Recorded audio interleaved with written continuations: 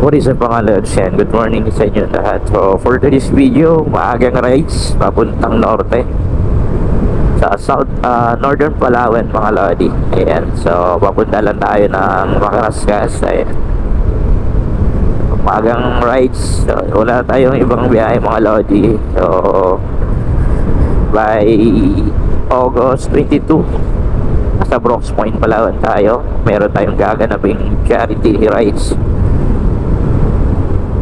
So, feeding program tayo doon sa Pango Bilipian Elementary School. So, hindi ko masyado kabisado yung pangalan ng school mga lods. Basta sa parting Brooks Point. So, meron tayong charity dyan. So, kasama natin yung mga southern vloggers.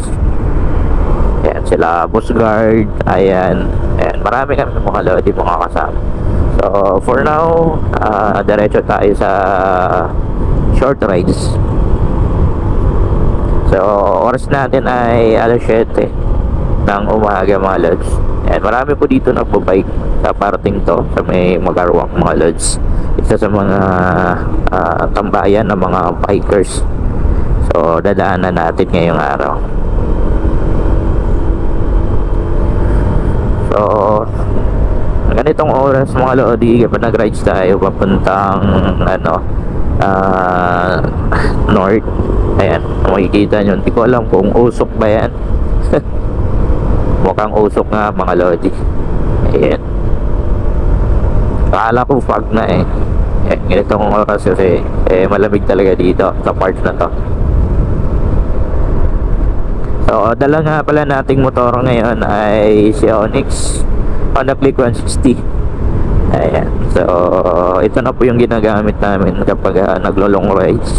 Then si Legendary naman na Smash ay andun na sa bahay. So for setup, iba naman yung gagawin natin para sa kay Legendary. So set up for formahan natin ng kaunti, pwede pang motor show. So mga pesa na rin. Hindi ko pa siya inaasikaso, medyo busy pa sa trabaho natin.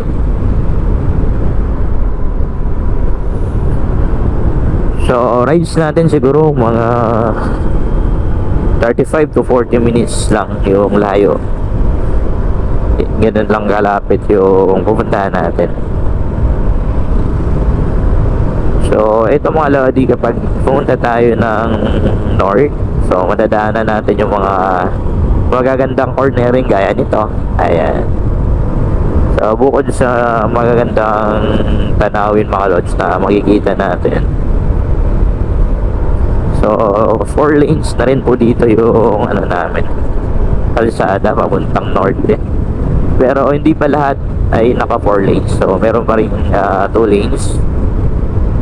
Hindi ginagawa pa, ongoing. So ito yung sinasabi kong mga lodi na tambayan ng mga bikers. Yeah, itong part na to, yan, diba? Ganda. So kahit sino mapapalingan dito sa part na to.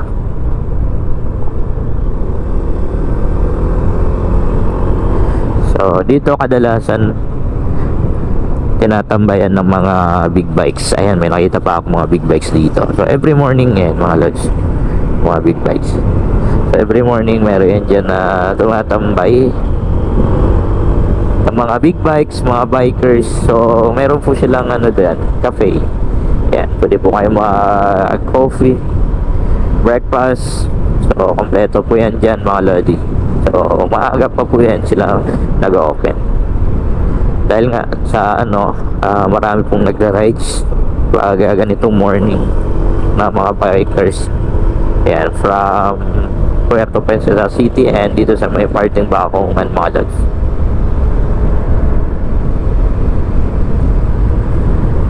So takbong pogi, chill rides lang tayo. Ayan, 78 to 80 lang yung speed natin ngayong araw.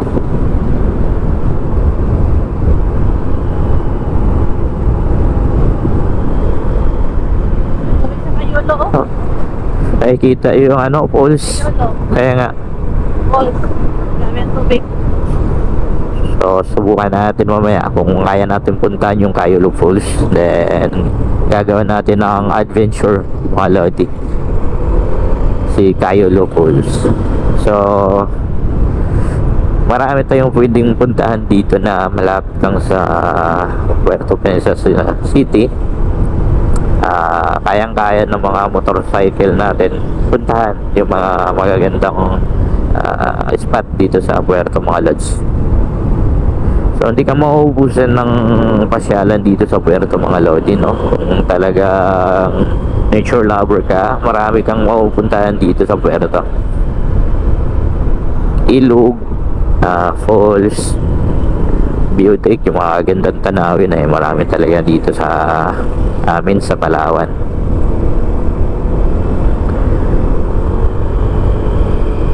So kulang lang yung oras natin para umikot sa mga magandang spot dito, kaya ginagawa namin, iniisa-isa namin puntahan kapag mayroong free time mga lods.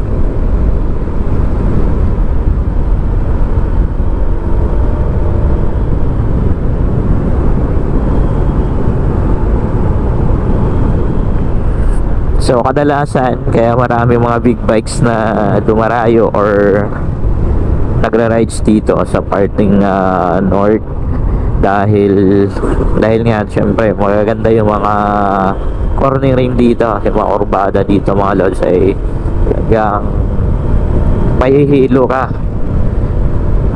ka talaga, kasi ang gusto ng mga big bikes to kaya maraming nagra-rides dito sa parting north na to hanggang Salvacion, Barangay Salvacion mga lodi. So dito ay Barangay Bakungan na. Ayan.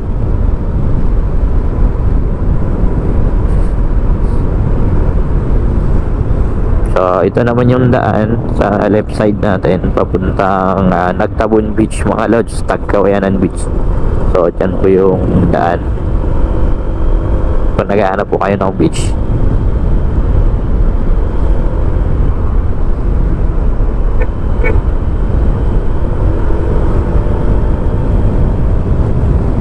Yung panahon natin mga lodi ay mainit na makulimlim.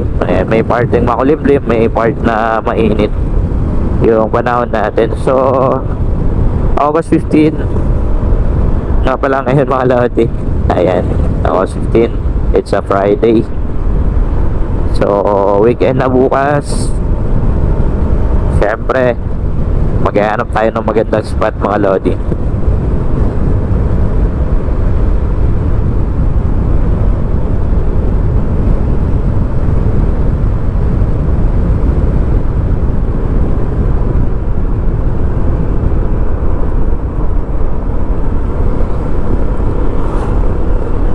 So itong part na to mga lodi, mayroong 2 lanes yung kalsada natin. So yan. So ito naman yung part na to mga lodi. Ayan, may magandang ilog po yan dyan. So babalikan natin yan soon. So lahat natin papakita ko sa inyo yung mga nagagandahang tanawin at spot dito sa Palawan mga lods.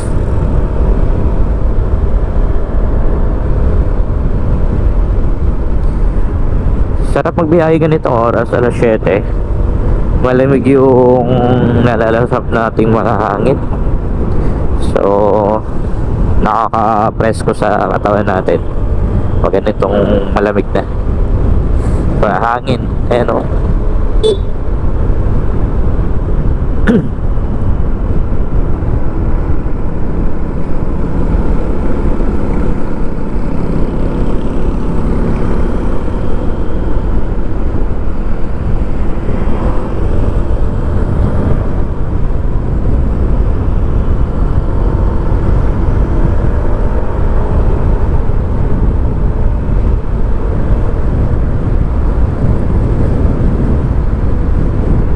Ang sarap magbiyahe mga lodi kapag scooter yung dala. So nasanay kasi ako sa may Cambia, nung scooter na may dala kasi komportable, wala kang ibang gagawin.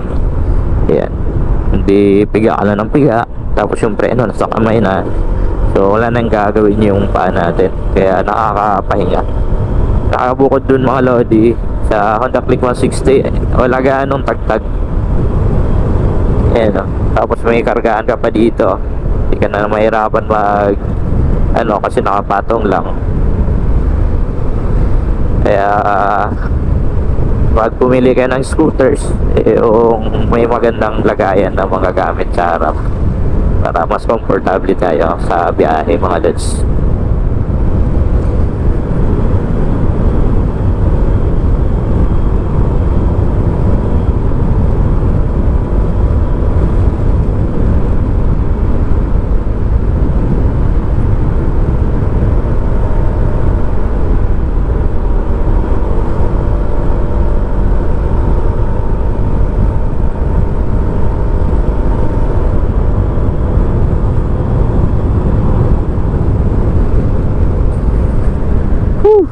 Sarap, sarap mo banking mga lodi. Pero nasa safe lang tayo. Ayan, wag na tayo masyado magpabilis. Hanggang 70-80 lang para safe yung ating biyahe mga lods.